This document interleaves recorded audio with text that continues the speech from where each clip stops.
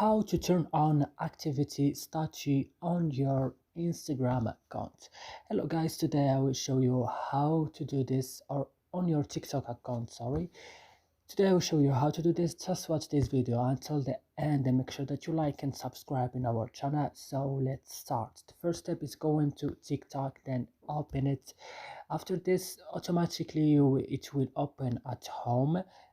Now you will just go here to profile, then click, and then you will just go to this three line here, then click.